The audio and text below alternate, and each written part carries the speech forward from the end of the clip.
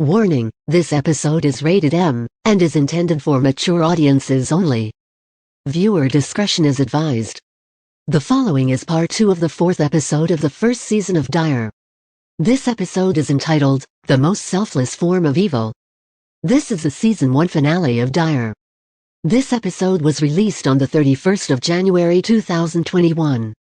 Beginning in 3, 2, 1. USC Medical Center Emergency Center, please hold. Patients with various injuries and illnesses line the walls of a crowded emergency wing from one side to the other. As coughing and groaning overwhelm any other sound for what feels like miles, suddenly, storming through the automated doors in a hurry is a man dressed in professional attire carrying a briefcase. Heading straight for the front desk.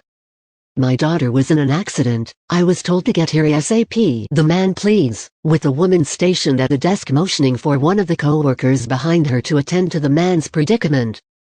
Sir, what is your name? The woman asks. Elijah, the man says, stuttering for a moment to answer in a clearer fashion. Elijah Northcott. My daughter is Stacy Northcott. I was told she was in an accident. Before the woman could register his name, a nurse walks out from the emergency area and overhears Eli asking for his daughter. You're looking for Stacy Northcott? Turning to the woman in a panic, Eli confirms. She's in surgery right now, follow me. Walking alongside the woman, Eli's walk becomes a blur, and time begins slowing down as he plays back mental images of his daughter when she was younger. Playing on the swing and leaving the car for her first day of school. All the while, Eli keeps thinking of her saying the same thing over and over again. Thanks Dad, love you. Suddenly, Eli is seated in a chair, his left leg bouncing erratically and his fingers dancing around each other like the physical manifestation of a nursery rhyme. With each surgeon that steps into the waiting room, Eli's attention is pulled directly onto them, regardless whether or not they are the individual responsible with his daughter's operation. Eventually, the clouds in the sky darken and the sonic boom like ringing of thunder barricades the outside with Mother Nature's anger. After a brief few moments, the rain begins pouring down over the city, cascading the windows of the waiting room enough to blur the sight of the world below, confining the waiting room to its own personal dungeon of misery. Just after the rain begins falling, and Eli's attention is enraptured by the wrath of nature's vendetta, the light tapping on his shoulder breaks Eli's haze back into the moment as the surgeon, whose uniform is stained with blood, asks Eli to step to the side with him. Shielded behind the automated doors of the surgeon's wing, the man stained in the blood of Eli's daughter gives Eli the update he has spent hours waiting to get. I'm going to be honest with you, as I am with everyone else. Your daughter has lost a lot of blood, and suffered many injuries that, alone, would be difficult to rehab. Altogether, the surgery bought her time, but it doesn't look like she has much of that left. Her friends died at the scene from what I hear, and she's lucky enough to say goodbye. Now broken down into tears, but unable to speak more than gasp like wails, Eli turns to face the window to his daughter's room, seeing her hooked up to machines, and is horrified upon the surgeon's final statement. It's unlikely she's going to make it through the night. After a few hours pass, and still no response from Stacy, Eli gives in. I'm so sorry I wasn't there for you when you needed me to be. And I'm sorry I wasn't there to keep you safe when you needed it the most. I'm sorry you're in the pain you're in and it's all my fault. Clutching at his daughter's hand, just needing the touch of it one final time. The pit of Eli's stomach turns as he faces his daughter for the final breaths she takes in her life and concludes through streaming tears, mirroring the rainfalls cascading the windows of the room around him. It's okay to let go now. It's okay to stop fighting. Planting one final kiss on her head, Eli places his forehead to his daughter's and says his final goodbye. I love you to the end and beyond. A few seconds afterwards, her pulse fades away and Eli falls apart, noticing the singular tear falling from his daughter's eye while still holding her hand close to his heart. I never knew pain like I knew pain then. It changed me. Once Stacy was gone, nothing mattered anymore. Turning to face his girlfriend, Jordan notices the singular tear falling from her own face before quietly embracing her. Looking up from the ground and staring towards the end of the hallway, Eli makes his own statement resounding. You see, David, No one else went through the pain you and I did. You didn't even get to say goodbye to your daughter. I at least got that. How can you not hate these people for what they took away from you? For what they took away from us? Smirking an evil, manipulative smirk, Eli places the barrel of the gun to his mouth and bites down on the head before losing his temper and screaming at the echo-inducing hallway. Why shouldn't they feel that pain, too? Shooting to his feet, Eli reaches the chair behind him and throws it down the hallway, watching as it thuds and scrapes against the shattered glass and rough concrete ground before coming to a complete stop at the conveyor belt, directly in front of both Alex and David. Now fully annoyed, Eli starts slowly walking down the hall aimlessly, just counting on stumbling across someone eventually. What makes them any better than us, Dave? Taking the stock of the gun, Eli shatters the window of a sealed office door, startling anyone within earsight, but not luring anyone from their cover. What makes them any more worthy of life than us, buddy? Again, Eli takes the stock of the gun and shatters yet another office window. Why should they be happy while we're forced to suffer? Once more, Eli uses the stock of his gun to shatter another window. Why should they be Eli starts, only to be cut off as creaking metal begins making itself heard from his original position at the main foyer. Starting in that direction, Eli begins storming in a rage until a voice calls out to him. Hey! Turning back towards the end of the hallway, Eli is stunned when he sees Jaime standing confidently, hands by her side, issuing him a challenge. You're such a role model? Such a good father that just wanted the best for his daughter? Is that what we're going with? Well then, let's see how collected you can be in such trying times like these. You like to talk? Okay, let's see how well-spoken you are with a captivated audience. Tilting his head to the side before using his gun as a pointer once more, Eli begins nodding. Credit to where credit is due. You've got quite a pair of balls on you, don't ya? Crossing her arms, Jaime waves her hand as a challenge for Eli to accept. Before Eli can talk, Jaime asks him the first question. When was it that you first lied to yourself and started blaming me for your inability to teach your daughter the do's and don'ts of the road? Taken back, Eli is left speechless as Jaime continues. When was the first time you realized that you failed as a father and didn't have the balls to send one through your skull because of that guilt? Shaking his head and breathing in deep, Eli is left without words once again. When was the first time you realized that you were never fit to be a father and were destined to watch your flesh and blood sing with the angels before you ever even had the chance?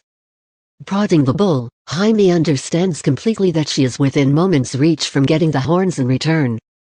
Directly after her prior statement, Eli finds the words he needs to begin attempting to control the situation he has sunken into. Shut up, Eli says quietly under his breath. When did you realize your daughter was dead because you were too worthless to get there first? The straw that broke in the camel's back just rung throughout the vacant factory, and the aftermath that follows would follow soon after as well. Shut up! Screams Eli, now aiming the gun directly to Jaime's head. Get on your knees, Eli orders, with Jaime obliging without a fight. As she finds herself on her knees, awaiting her payment for all the damage she had caused, Jaime asks one final question. When was it that I became the scapegoat for how the world works? This question, as simple in nature as it is, brings everything to a standstill. What? Eli asks, puzzled further than he ever imagined himself able to be. What? You think I was the one that handled how the site worked? Jaime asks, smiling humorously and between bursts of laughter. You made it. You created it. Now laughing maniacally, Jaime tears the world from beneath Eli's feet. Yeah, me and 15 other people. With anger overwhelming Eli, his hand begins shaking and the sound of the trigger being pressured begins rattling with the rest of the gun. I wasn't responsible for half of the stuff on that pile of bullshit, I was just the face they packaged it with. As Eli begins loosening his hold on the trigger, Jaime steadies the gun by placing her forehead against the barrel of it. But if I'm being honest, Jaime says, looking up at Eli before finishing. With you as a father, Stacy's probably better off dead. Eyes bolting open, the rage consumes Eli once again as he reaches his finger to the trigger. only to be brought to the ground in a heap as 250 pounds of bloody man crushes him below. Busting open his stitches from the impact, Eli turns himself over to notice Jaime picking David up from the ground and directing him to the end of the hallway. Soon after Jordan and Alex follow, Jaime prepares to do the same, only for Eli to grab a hold of her by the ankle and refuse to lighten his grip. In trouble, Jaime attempts to kick Eli away, only for Eli to sweep her off her feet and send her crashing into the floor below. Reaching into his pocket, Eli retrieves a blade, the same one Jordan used on him earlier, and attempts to drive it directly into Jaime's chest, only to be delivered a kick to the face straight from the boot of Chevy, who uses another kick to send the knife flying out of Eli's hand. Lowering himself over Eli, Chevy begins raining one shot after another down on a crazed vigilante of sorts before one of his strikes are caught by the man below him, who presses his thumb against the bullet-wound Chevy sports on his hand, forcing him off long enough to pick up his gun. Turning to aim the gun at the battle-tested badass, Eli notices Jaime rushing up towards him late enough to be sent flying through drywall into one of the storage areas at the back of the building. Tumbling to the floor, Jaime is quick to her feet as she returns to the race towards the gun, only to be tackled back to the ground by Eli, who begins raining down one punch after another to the woman before he feels a sharp pain entering his fully opened wound, only to find it to be due to the blade he previously dropped embedded into his side by Jaime's younger half Kennedy. Stumbling to his feet, Eli reaches to the blade and attempts to pull it from his side, only to be cracked over the side of the head with a piece of brick by Chevy's tougher half Kayla. Dropping to the ground, Eli groans in pain as Kayla and Kennedy help Jaime and Chevy escape back into the main foyer. Rushing up to the front doors, the four realize that Eli kicking the doors and busted the locks, and therefore jammed the only exit on the side of the building. Prying at the twisted metal, Alex finally frees the hinge from its stubborn position enough for people to begin slipping through one at a time. First exits Kennedy, followed by Kayla and Chevy. Directly after the outlaw couple is Jordan and Jaime, who are then followed by Alex. Turning to face the man that made the escape possible in the first place, Alex is stunned when the door slams shut, and David begins shaking his head through the glass pane. What are you doing?" Alex cries, with David placing his hand against the glass in response. "If I'm gonna go, I'm gonna try to take some of the problem out with me." Shaking her head, Alex simply repeats the same word through bated breaths in response. "No!" Trying to pry at the doors in hopes of somehow getting them open, Alex finds it to no use as David signs off. "Just keep fighting forward. You got to see your kids." Placing her hand up to the glass to match his, David finishes. "Now I'm gonna get to see mine." Pulling his hand from the glass, David returns it to his stomach before shouting out for Eli to get out from cover and finish things like a man. Rushing into the main foyer, David aims for the hallway before he is caught off guard and tackled to the ground by Eli, who positions himself atop David before driving the blade of the knife into his chest. Keeping it buried in his chest, Eli starts twisting the knife as blood continues pouring out. "I'm sorry you got caught in the crossfire," Eli says. "You're probably the only one I wish wasn't having to face this." As David reaches his hand to his cheek, Eli whispers reassurance.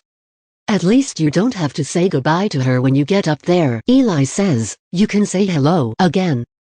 Twisting the knife a final few inches, David's life leaves his body and his hand drops to the ground. Placing his fingers to David's eyes, Eli shuts his eyelids and tells David to be at peace. Turning back to face the factory entrance, Eli sees Jaime staring at him with eyes like daggers before rushing off. Hurrying to the factory door, Eli tries budging at the metal as he watches the group of survivors rush off into the distance. Finally, after a few more moments of twisting and pulling, Eli relieves the door from its restrictions and slips through the cracks before rushing off in chase of the group. "Jordy," a faint voice says from behind a locker door, grabbing the attention of Jordan, who slides the hunk of metal inwards to reveal a dark-haired young lady carrying 2 math textbooks and another soft-cover book. "Yes, Megan?" Jordy replies, only to find himself in a face-to-face confrontation with 2 concert tickets practically taped to his eyebrows. Unmoved and unwavering, Jordan sarcastically asks a follow-up question. "Am I allowed to at least try to see what you're showing me?" "Girls which, tonight?" Rolling his eyes and returning to his current task of placing textbooks back into his locker, Jordan is easily picked apart as Megan immediately picks up on his clues. "You said the next one was my choice," she says, with the least effective attempt at hiding the disappointment in her voice of anyone in the history of mankind. "I know it's your choice, but aside from the fact that I don't like Scramo, I've got 3 tests Monday alone. I don't have time for anything other than studying." Mouth open and tongue licking the corner of her lips, Megan replies, "Okay, for a start. Culls which is not Scramo, they're metal." "There's a big difference." Making a face and shrugging his shoulders, Jordan listens to the second point. "And number 2, everyone has time for something other than studying. You just don't want to lose it as an excuse." After both parties pause for a moment, Megan gives in. "Fine, if you don't want to go, I'll take Mark instead." Turning to his girlfriend, Jordan questions her once again. "Mark? You've got a problem with Mark?" asks Megan. Shutting his locker door, Jordan faces his raven-haired girlfriend once again. Yeah, I've got a big fucking problem with Mark." "And why is that?" Megan asks, leaving Jordan to stand in shock. "Because he wants to fuck you." "I think that's a good enough reason." Now shocked herself, Megan nods before shooting down the prior mentioned reason. "He just wants to spend time with me." Now shocked once more, Jordan responds with a sarcastic vigor, "He wants to spend time with your vagina, not you." Noticing her opportunity to go for the jugular, Megan finds a cold spot in her heart to take a shot right back. "Even if that was true, at least he'd want more to do with me than you do." Now visibly hurt, Jordan shakes his head in disgust before turning to leave. Before he can do so, Megan grabs his attention once again. "Am I wrong?" Turning to face her, Jordan simply answers with, "Yeah." Placing her hands to her hips and biting her lips in anticipation, Megan asks, "So you don't want to spend time with me because you'll be too busy studying and that's it, right?"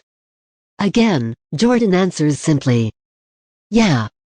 Shaking her head in clear disgust, Megan swipes the loose hair away from her face before responding, "Then why are you going home without your books?"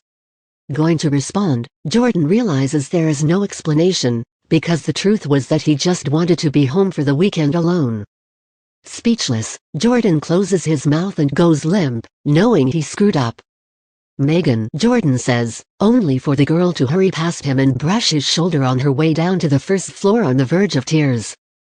After a few hours, Jordan finds himself sitting in silence reading a book, something he's often found himself the target of harassment for doing. Suddenly, he hears the sound of knocking on his bedroom door. Noticing, Jordan calls out to the person behind his door to come in. Slowly gliding open, Jordan watches the door reveal his mother and his father, both moving slowly and diligently before closing the door and sitting at the foot of his bed. "Are you guys okay?" Jordan asks, noticing his parents struggling to find the words to say. "Jordan, we..." his father says, unable to piece together the words necessary to say what needs to be said. "Dad, what's going on?" Struggling even further to find the proper words, Jordan's mother places her hand on his father's shoulder before looking at Jordan. Suddenly, the roaring sound of thunder comes marching into earsight and rain begins pouring over the house. The sudden storm brings about a silence further adding to the suspense, but allows for Jordan to understand the gravity behind what could be to come. Softly, and concerned, Jordan simply asks, "Mom? Keep running. Don't let up." Chevy commands, hurrying ahead of the group alongside both Jaime and Kayla before 2 gunshots ring off in the distance behind them. Knowing the situation at hand, Chevy spots a campsite through a few groups of trees in the distance, and begins marching the group towards it. Ducking over fallen branches and slippery leaves, killed by the sudden harsh winter-like temperature, the group rushes like wind towards their only true opportunity to survive before finally making it to the site. "What now?" Kennedy asks, only for Chevy to be cut off by the ringing sound of gunfire faster approaching. "Where the hell are you?" Eli shouts out, following the trail of footprints leading into the small woodland area beside the road and up to a campsite. Now getting in position to fire, Eli slowly approaches the small, makeshift camping area ready for whatever comes next. You're not fit to live in this world, let alone run it in your image. It's people like you that turn beauty into disaster, Jaime. Eli shouts, finally moving past the final tree before finding himself centered in the immediate middle of the camp. Looking around for the next sign of retaliation. I've been thinking about what you said, Jaime. Thinking about how you didn't create it, and instead, just got packaged with it. I've been thinking about it non-stop. And I've come to realize something important, Jaime. Continuing, Eli slowly pulls out a switchblade from his shirt collar and begins slowly encroaching the tent directly opposite the entry path to the camp. You may not have been responsible for the evil that was created. Eli steps up to the front of the tent and readies his hand back, filling his lungs with air before swinging down his hand with the force of 1,000 suns. But you knew well enough to endorse it. Slicing away at the cloth, Eli takes the tent down into a heap, only to find it empty, nothing more than a thin layer mattress and some rigid pillows. Noticing the surroundings filled with more than enough tents, Eli continues this blind game of whack-a-mole through bated breaths. Turning back to the entrance, Eli begins making his way to another tent, continuing to speak further. I had waited my entire life to be a father, and right the wrongs that mine never had the balls to do. But you, Jaime, you were one of the only hands responsible for taking that away from me. Eli shouts, bringing the blade down over another tent, slicing it to the ground to find it vacant once again. Now growing impatient, Eli skips the pageantries and slices away at the tent beside it, finding that one to also be unoccupied. I wanted to do right in the world, Jaime. I really did. But it was people like you that invaded it, and flooded the good in it with your enabling evil. Turning directly opposite his latest takedown, Eli makes for another tent on the other side of the campfire. Inside, Alex holds Kennedy in her arms as Kayla stands ready with a shank in one hand, and her opposite hand rested on Kennedy's leg in hopes of it providing comfort. But there are some that enable that kind of evil, Jaime. And then there are the few that dig deep enough to force it to take over. And you, Jaime. You are. Eli is cut off by the sound of a cough coming from one tent over his intended target. Inside, Alex holds her hand over Kennedy's mouth to avoid another, but it's too late for redeeming mistakes. Turning towards the tent over, Eli shows the sadistic smile once more overwhelming his face as he continues. You, Jaime, are the most selfish form of evil. Lifting his arm into the air, Eli starts to swing at the tent until he is taken down by Jaime, who falls from the trees and comes crashing down on the night's most dangerous opposition. Scuffling on the ground, Eli hits Jaime in the face with an elbow, forcing her off of him before beginning to crawl towards the gun on the ground. Reaching for his ankle, Jaime tries to stop his progress until it's too late, watching as Eli takes a hold of the gun and turns to his back to aim down at her. Only to be tackled on the ground and down a hill by Chevy, who falls alongside the resilient criminal all the way to the bottom, taking the gun down with them. Finally, after what seemed like a tumble for the ages, Chevy and Eli both crash into the ground below before watching as the life-ending machine flies off a few yards away from the bottom of the hill both men find themselves stuck at. Rather than crawl for the gun, Chevy gets up and dives onto Eli, attempting to throw punches at him to no avail, as Eli gets his arms up to block well enough to hit Chevy with a low blow, taking him down and allowing Eli the opportunity to reach for the gun. Writhing on the ground whilst trying to fight onwards to survive, Chevy tries to catch up to Eli until he realizes it to be too late, as he now finds the Reaper of the Night holding him at gunpoint rather than the other way around. Smiling and laughing to himself, Eli watches on in amusement as he states as clearly as he can. I didn't want anyone else to have to get hurt, but tough guys like you won't make me lose any sleep tonight, Eli says before reaching ahead of the gun and pulling the trigger, dropping Chevy to the ground in a thud as the smoke escapes through the barrel of the gun. Crawling out of the tent and up to the lip of the edge, Kayla watches Chevy collapse to the ground before letting out a scream of horror, only to be forced back to the center of the camp as Eli begins sending rounds up towards the edge, pushing the opposition back. You think it ends here, huh? The blood on my hands is of your doing, Jaime. Eli shouts, steadily climbing the loose dirt of the hill beneath his feet before finally reaching the top to find the vacant campsite once more. After a few momentary steps into the camp, Eli lets his senses do the work for him, allowing himself to duck an attempted stabbing from Kayla, who he climbs on top of holds at gunpoint. "Stop!" Jaime shouts, drawing Kennedy and Alex out of their respective tents, leaving Eli smiling through the anticipation of his inevitable actions. "Oh Lord," Eli says, now breathing erratically as he becomes overjoyed with the knowledge of knowing what he has desired for so long is finally coming to life. "I guess I'm playing God now, aren't I?" Eli asks, only to notice the lack of response from the rest of the group. Finally, it dawns on Eli that there's one member of the group missing, forcing him into a position of paranoia and heightened sense, allowing him the chance to hear the ruffling of a tree branch above him before taking aim and firing 2 shots, throwing Jordan of course and sending him dropping to the ground with authority. Now more off-kilter than before, Eli takes aim at the Morris family in front of him and orders them to remain still, threatening to shoot the next person that moves a muscle. "I'm in command now. I choose what you do, and I tell you when to do it. You operate under my command," Eli shouts before attempting to order Kennedy away from her family, only to be interrupted by the sound of tree branches splitting beneath the feet of someone climbing up the hill behind him. More aware and in the moment than before, Eli turns around and aims the gun towards the lip of the hill, awaiting the source of the noise to reveal themselves. However, the camp is sent into shock when, from the dark underbelly intended to be used as his makeshift gravesite, Chevy marches forward, unfazed by the gunshot. In awe, Eli's lip quivers in the cold as he intends to fire towards Chevy again in spite of the shock, only to feel the piercing tip of a sharpened toothbrush handle press into his still open wound, digging further inwards enough for Eli to succumb to the pain and throw himself off of Kayla, who crawls towards and into the arms of a still very healthy Chevy. "Stop!" Eli shouts from the entry to the camp, still waving his loaded gun around at the group of valiant survivors.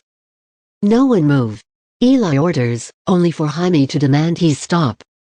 "No, no!" Eli shouts, "I have lived a life of hell every day for the past number of years because of the creation you were responsible for. You took away the life I worked my existence to make possible and never faced the repercussion for your actions." As Eli continues waving the gun around, convinced it is now or never to enact the vengeance he has dreamed of for years, Jaime breaks the silence by getting on his level. "You're right." Hand ceasing its rapid shaking, gun no longer being used like a laser pointer, Eli is left confused as his head tilts as physical proof that he has no idea how to respond now. "I was the embodiment of evil for too long. And I never had to pay for my actions because heroes get to have some things swept underneath the rug in order to keep hope alive." Now slowly stepping forward, Jaime continues, trying to get closer to the man ahead. "I don't want to hurt you any more than I already have. Will I in order to keep the people around me safe? Yes, I will. But I don't want to cause you more harm than I already have." Finally stepping within reaching distance from the man still holding the gun directly at her, Jaime continues, trying to break through to Eli in hopes of finding something redeemable to him. "A very smart woman, probably the only person I've ever trusted enough to tell anything to without worry, once told me that I had a choice to either make my voice heard or let other people figure it out for themselves." Slowly reaching her hand out to the gun, Jaime takes the barrel and raises it to her forehead. "Jaime!" Alex shouts, only to be drowned out by the woman destined to be the one thing she always expected to be deep down. "A martyr. It's something I've always been fine with becoming. That's why this isn't my decision to make. It's yours." Eyes locked fully on the two at the front of the camp, Kayla and Chevy stare on in anticipation whilst Jordan, Kennedy and Alex look on like they were dressed in the dread looming throughout the woods. Suddenly, the crashing sound of thunder enraptures the camp as sparse raindrops begin falling through the leaves of the trees, with one falling its way onto Eli's arm, causing him to momentarily jump from the pain, as it burns the surface of his skin. "The acid rain. It's gonna come down quick," Chevy shouts, only for Jaime to order everyone down, keeping them in place before looking Eli in the eyes.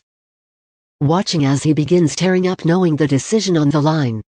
Lower the gun and prove that there is still good left in you to provide for a world that needs it desperately. Watching Eli's eyes grow closer together as he battles with his own internal dilemma as to whether or not he has any good left in him. Jaime presses her head closer against the barrel before concluding. Or pull the trigger and prove that you're too broken for this world, and can't be trusted to change. Extending her arms out as acid raindrops begin dropping onto her skin, Jaime closes her eyes and allows Eli to make the choice himself. Biting his lip and allowing the tears to pour from his face, Eli's body begins trembling and the gun in his hand begins shaking with an increasing pace, faster and faster before he makes the decision. Click. A brief moment of silence ensues, and Eli's eyes bulge open as the smile drains from his face. Click click. The sound of the trigger being pulled and the mechanisms within the gun go off as per usual, but nothing fires. After the third click, Jaime opens her eyes and sucks in a deep breath before letting it out. No fourth attempt is made, as both parties involved know the gun's out of ammo. After another eternity of silence, neither Jaime nor Eli move a muscle until Jaime breaks the silence. "I'm sorry." Revealing Eli's hidden dagger in her hand, clutched by the ring-like handle surrounding her middle finger, Jaime lowers her hand before lifting it up towards Eli, driving the dagger directly into his stomach, only to rip it from the wound and drive it in again, and again, and again. One after another until Jaime knows there's no chance of survival. Finally, Jaime drives the dagger in one final time. Smiling in his final moments, Jaime whispers to the deathbed-laden man, "Say hello to your daughter again." Laughing with every ounce of power he has left to offer, Eli shakes his head and cuts back. "As I said, you live to make yourself feel better about the deeds you commit, because, deep down, you're still the most selfish form of evil." Letting a smile of her own show, Jaime shakes her head and begins twisting the knife in much the same way Eli did to David before returning the favor. Evil, probably, but selfish. Finally twisting the knife enough to see the blue begin to stain Eli's face, Jaime concludes, "Far from it." Finally, Eli's hand drops to the ground, and Jaime rips the knife from his abdomen, collapsing to the ground and gasping for air. Finally, the group surrounds her and hurries her over to a tent where Jordan stays tending to her. Making a break for another tent, Chevy and Kayla hurry into their own cover beneath one of the other few intact tents, falling on top of each other hard enough for Kayla to notice the metal plate stuffed underneath his shirt and behind his belt loop responsible for saving his life, still having Eli's bullet lodged in the center. Meanwhile, Alex and Kennedy climb into Jaime's tent and seal up the entry just as the rainfall begins pouring down on the camp, leaving only Eli out to rot beneath the burning wrath of Mother Nature's newest destructive cocktail.